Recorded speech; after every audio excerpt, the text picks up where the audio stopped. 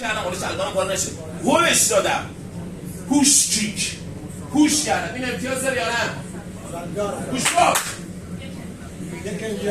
این من پوش کردم هولش دادم امتیاز داره یا نه؟ آقای حسین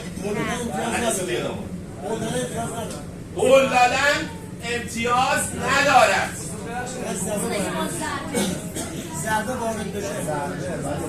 ببین آقا گوش کنین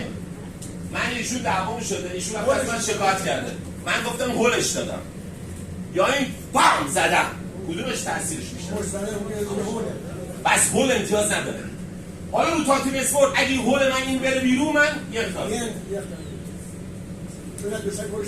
حالا من به ایشون ضربه زدم ایشون با ضربه من از رینگ افتاده پایین من باید چیکار کنم خانم زاده چیکار کنم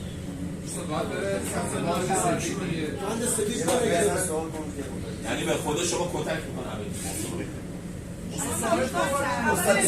ببین توجه گوش کن من ضربه زدم حریفمو با ضربه از رینگ پرت شد چه کار میکنم چه کار میکنم اجازه بده داور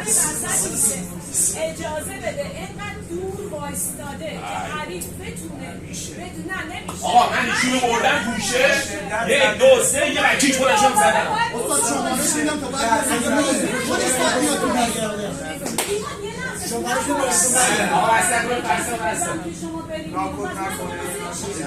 آقا من میذارم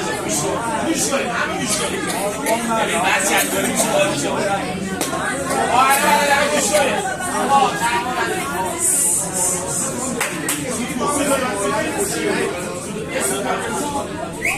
گوش کنید گوش کنید گوش اون یه قانونه گوش کن آنجا رو بفهم زمان خودت ناراحت است بفهم آقا توجه هیچ کی صحبت نکنه من با ضربه سنگین حریفم رینگ انداختم بیرون حریفم ناکشان میشه من توی رینگ سری میافتم مثل روزبان میشماره تا اون برگرد 8 گفتم این چند ثانیه فرصت رو برگشته 10 ثانیه 10 چی گفت؟ 10 ثانیه برگرد بازی باخته دید نه 8 ثانیه برای ناکشان 10 ثانیه برای ورود ببین توجه کن ببین یه مقدار استدلال داشته باشید بازیکن ناکشان شده افتاده بیرون من شمردم وان تو تری گیشه 8 ثانیه تکمیل شده ایشون 10 ثانیه فرصت داره برگرد از 8 ثانیه 10 ثانیه دیگه بعد از 8 ثانیه